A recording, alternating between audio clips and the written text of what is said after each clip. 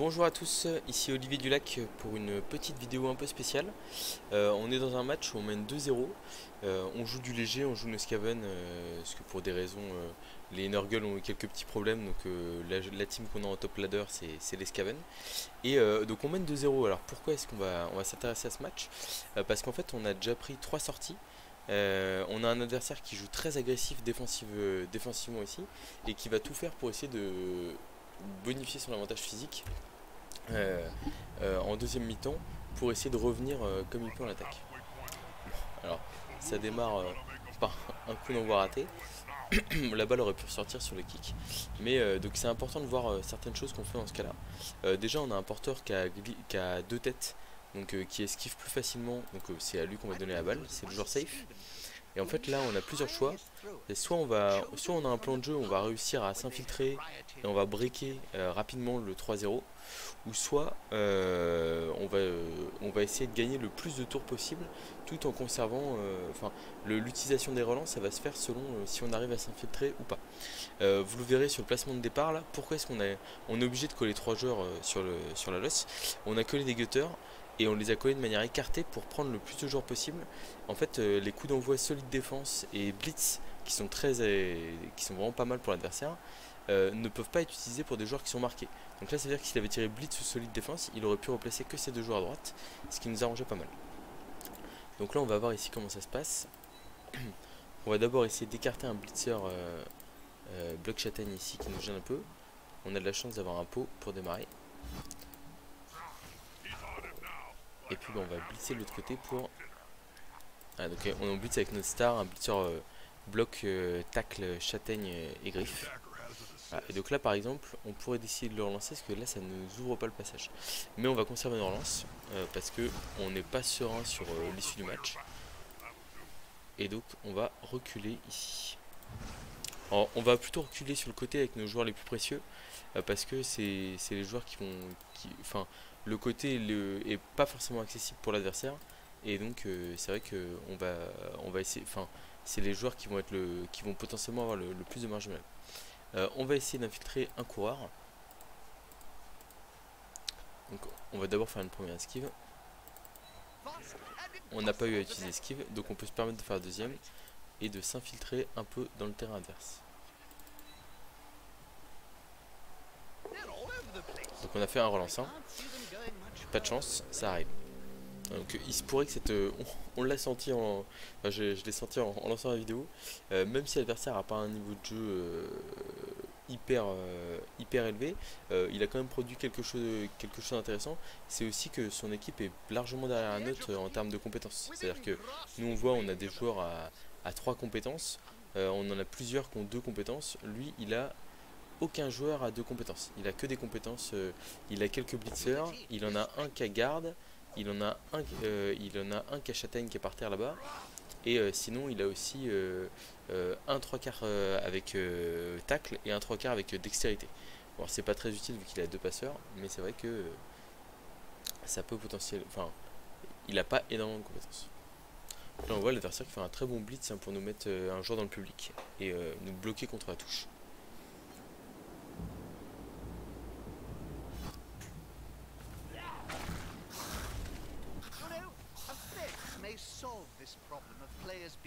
Bon, donc le KO on va le laisser hein. Donc cette équipe Skaven elle est pas trop mal, elle est plutôt bien montée. Le seul problème qu'on a c'est que là on voit on a un coureur qui est mort, qui avait déjà une persistante avant. Et en fait à part notre coureur star porteur de balle avec bloc de tête, les deux autres coureurs ont aussi des persistantes. Donc ça veut dire que s'ils se font blesser, il y a de grandes chances qu'ils se fassent blesser. Là on voit il y a un 3 quarts qui se fait taper qui a aussi une persistante. Donc en fait ça veut dire que quand ces joueurs là se font blesser, il y a plus 1 sur le jet de blessure et donc plus de chances de voir notre joueur mourir dans d'atroces circonstances. Donc là on va espérer que l'adversaire passe pas l'armure de notre gutter. Mais bon. Et il va peut-être pas l'agresser. Peut-être qu'il a pas les moyens de le faire. Donc il faut savoir que quand on est dans cette situation là où on est en attaque et on se dit comment est-ce que je vais faire pour ne pas perdre. Alors faut pas qu'on oublie notre joueur qui est ici là, un petit Gutter Skaven aussi. Voilà. Ce qui est important aussi ici, c'est tout simplement d'optimiser ses blitz, et c'est à dire que là par exemple on n'est pas forcé de blitzer à chaque tour, donc là on va le faire parce qu'il y a un intérêt, mais notre porteur de balle va reculer très loin des blitzers. On vérifie, la ligne de fond elle est là, donc à 2 cases de l'embut.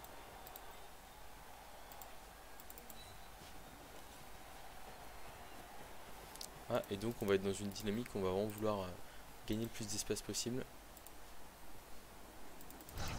Donc là on blitz ce joueur qui a pas bloc, qui est bien avancé. Là. C'est la première fois qu'on passe une armure avec notre gros. On est très content. Alors le problème qu'on a ici, c'est que on va sûrement être obligé de faire un go for it, parce qu'en fait là 2 joueurs collés, pour l'ogre c'est trop facile de venir nous gêner. Donc on va faire un petit go for it, on l'a réussi, c'est une très bonne nouvelle. Ah, et donc là, ce qu'il nous reste à faire c'est des esquives 3+. Donc on va faire celle des coureurs d'abord. Là on a celui-là qui est très intéressant parce qu'il force l'adversaire à se... En fait, souvent l'erreur que font les coachs, c'est ils craquent s'il y a un joueur infiltré dans le terrain adverse. Voilà, donc là on a réussi. Donc là on a un coureur Skaven infiltré dans le terrain adverse, et en fait l'adversaire se dit mince, je suis mal barré, il faut absolument que je l'empêche de partir. Et donc c'est vrai qu'il va potentiellement mettre des joueurs dessus, alors que là on est sur une situation où l'adversaire a mené 2-0. Si nous on était dans la situation adverse, et tout simplement donc là on rate une esquive, on garde nos relances précieusement. Ouais.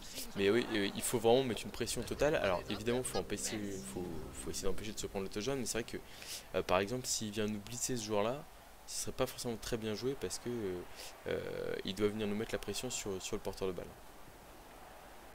On va voir ce qu'il va faire. Donc là, il marque le joueur, c'est très bien joué. Donc on a esquivé vers l'avant ici avec le 3/4. Parce qu'en fait, moi, ce que j'aime énormément faire avec les Skaven, et qui est parfois... alors c'est valable surtout avec les Skaven, mais donc là apparemment il va pas blitzer notre joueur parce qu'il a mis 3 zones autour, donc c'est plutôt bien joué de sa part. Mais oui, ce que j'aime, peut-être un blitz 3D de l'ogre, c'est un peu risqué parce que s'il perd son blitz c'est embêtant pour lui, mais il y arrive. Par contre il fait pas tomber dans le blitzer. Il va peut-être utiliser une de ses 3 relances. L'ogre qui est vraiment pas très bon, qui lui a coûté la première mi-temps parce qu'il y avait un bloc important à faire et il l'a raté. Alors ça, c'est l'adversaire prend des risques, mais c'est vrai que il a pas trop de choix non plus. Donc là, ce qui est pas mal, c'est qu'il va se faire expulser, donc ça va faire un turnover dans tous les cas. Alors l'apothicaire sur un blitzer, je pense qu'on va le prendre. Voilà, c'est blessure critique. Le blessure critique c'est très très fréquent, hein. C'est la blessure persistante derrière. Ok, donc il s'est fait virer du terrain. Donc on a de l'espace à droite là. Donc là typiquement c'est un tour où on ne va pas blitzer parce qu'en fait on a besoin de tous nos joueurs prêts ici quoi. Voilà. Donc là ce qu'on va faire c'est qu'on va faire un petit rideau en... Alors clac.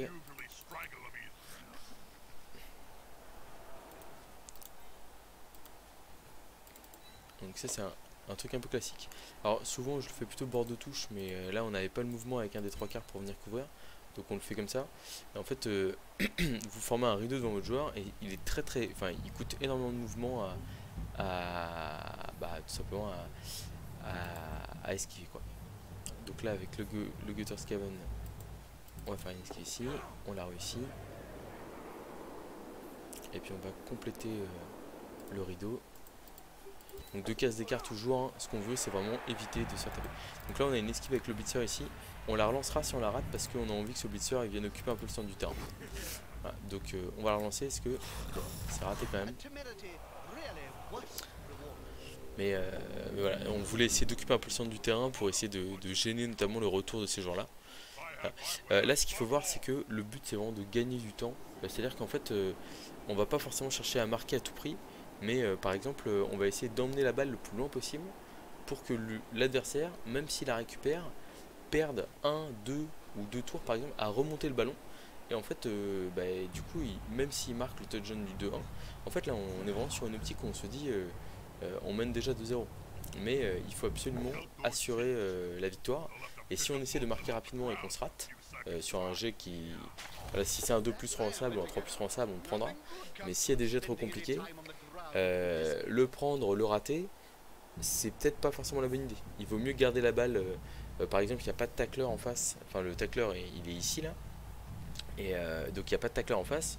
C'est pas forcément facile pour l'adversaire de faire tomber la balle. Donc, on va pas forcément prendre des risques énormes pour aller marquer coûte que coûte.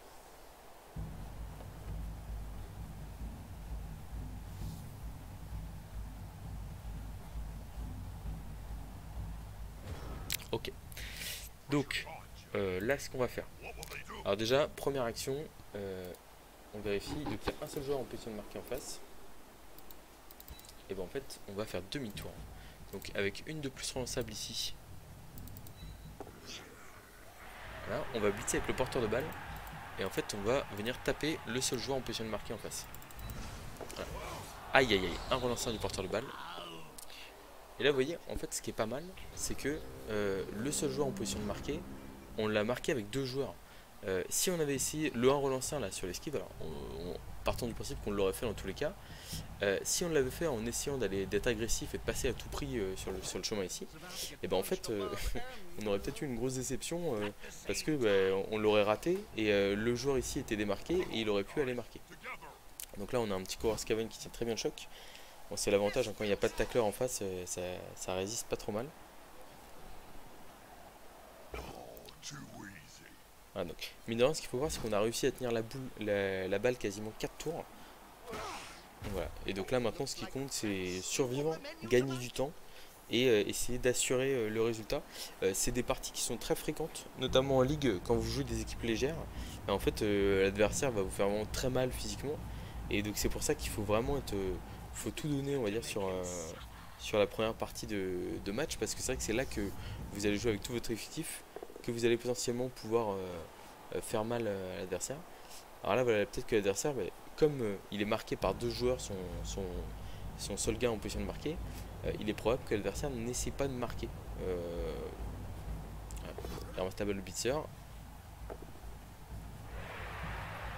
Voilà. Et en fait, ça, c'est une très bonne nouvelle pour nous, parce que ça veut dire qu'il ne marque pas sur son tour 12. Et donc, il va nous laisser peut-être une chance de l'empêcher de marquer sur son tour 13. On va voir si on arrive à la saisir ou pas. On a pris pas mal de dégâts. Hein. On va sûrement se faire agresser encore ici. Bon, c'est vraiment le point faible des équipes légères hein, à Blood Bowl.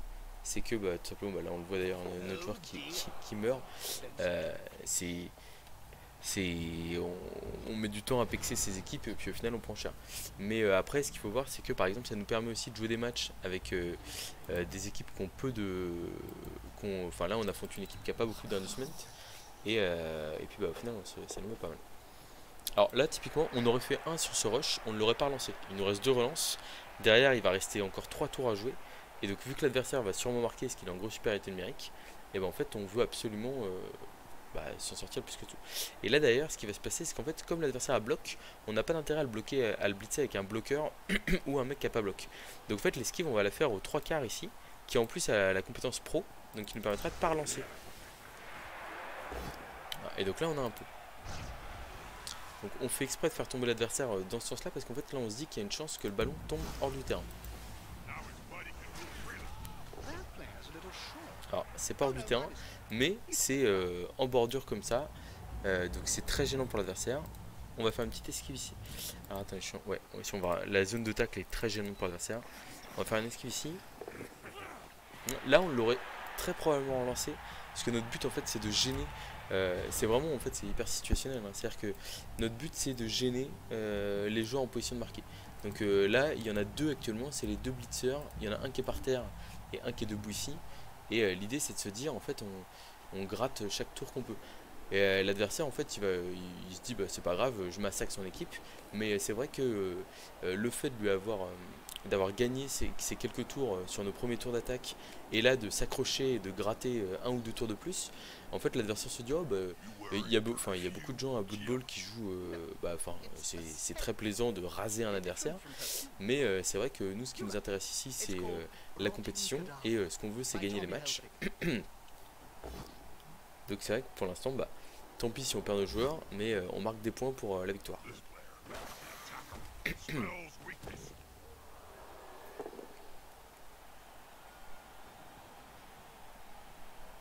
Voilà, donc là je vois difficilement comment l'adversaire va scorer à ce tour là, et donc ce sera un tour de plus de gagner. Par contre on va encore se faire agresser un coureur d'égout, c'est une mauvaise nouvelle, mais bon.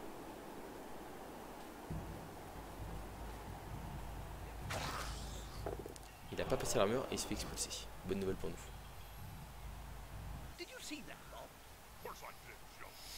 Alors.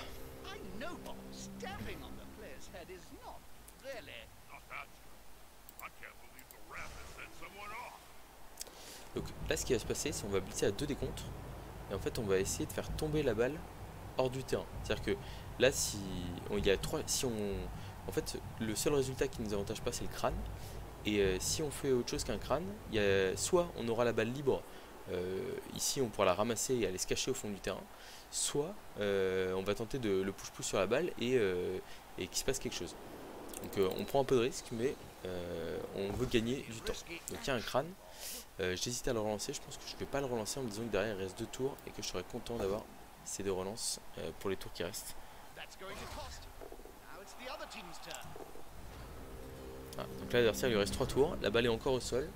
Alors il y a de grandes chances qu'il marque à ce tour là, mais c'est vrai qu'en plus il joue à 2 relances, il en a déjà utilisé une.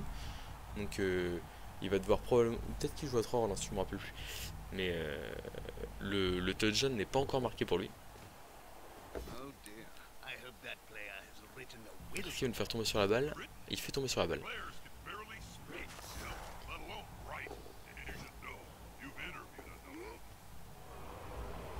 Bon, la balle retombe plutôt pas mal pour lui, c'est vrai qu'elle aurait pu retomber sur un joueur aussi qui avait déjà joué.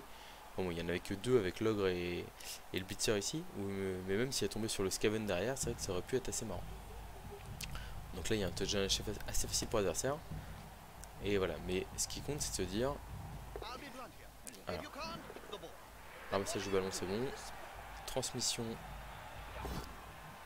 La dernière relance qui part. Donc l'adversaire n'a plus de relance. Et il lui reste encore 2 go for it, enfin 2 rushs à faire pour aller marquer. Est-ce qu'il va le tenter ou pas? Là il peut se dire aussi, le match est perdu, je me contente de faire l'XP. Hein. C'est tout à fait possible. On voit qu'il hésite. Et donc voilà, il se concentre sur la description de notre équipe, mais au final, nous, dans l'affaire, on a gagné le match. Donc c'est vrai qu'on perd des joueurs, c'est toujours un peu embêtant. On aurait peut-être dû garder l'apothicaire pour, par exemple, le blitzer, qui lui n'a pas de blessure critique sur lui. Mais c'est vrai que... Ok, une commotion, donc ça c'est très bien. Donc ça veut dire une blessure sans conséquence. On voit que l'adversaire nous piétine très très bien. Je pense qu'il a fait... à mon avis, sur les 1, 2, 3, 4, 5, 6 sorties faites, il y en a au moins 3 ou 4 sur agression.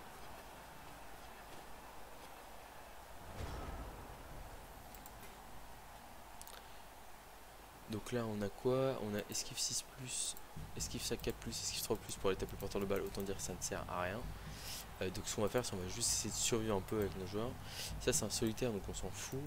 On a notre blitzer ici, si on le laisse par terre, il va se faire agresser, mais en même temps, on n'a pas beaucoup mieux à proposer. On va faire un blitz avec une esquive K+. Bon, on a fait crâne. Je suis en train de réfléchir à ce qu'il nous reste. On va quand même jouer safe. Quoi qu'il n'y a pas de raison.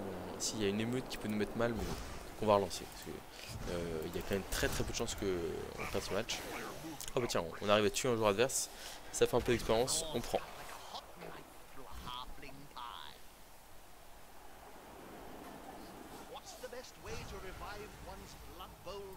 Et puis on va fuir pour essayer d'éviter de se prendre la baffe retour dans la vue.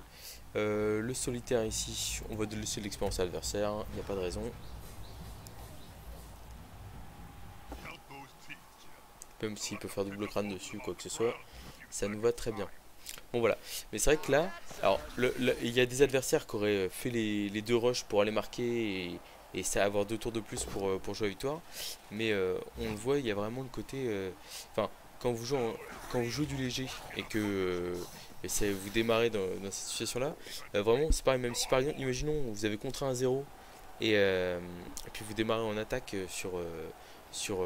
voilà, des fois il faut savoir aussi se contenter du match nul, hein, plutôt que d'essayer de marquer à tout prix, de perdre la balle et de se faire contrer. On est vraiment sur moi si un truc sur lequel je vous l'appuie ici et je pense qu'on a réussi à le faire, c'est gagner du temps et jouer safe, enfin essayer d'envoyer des appâts chez l'adversaire, de neutraliser les joueurs en position de marquer, etc. C'est parfois la meilleure idée. Bon, ça va, notre joueur qui survit, son joueur qui se fait expulser. Et donc on va être tour 16. Et il a réussi à contester. Voilà. Donc là notre blitzer, on pourrait essayer un blitzer indé quelque part. Mais on va surtout en fait essayer de survivre. C'est un joueur qui vaut très très cher. Et donc on se barre à l'autre bout du terrain. Voilà. Donc vraiment, quand vous jouez léger et que vous êtes en difficulté physique comme ça, mais que vous avez réussi, parce que l'équipe légère, voilà, quand elle est à 11 contre 11, c'est une des meilleures équipes. Enfin, vous avez souvent les moyens de prendre l'avantage sur votre adversaire, même dès qu'il y a un événement, un blitz, un ramassage raté, quelque chose comme ça.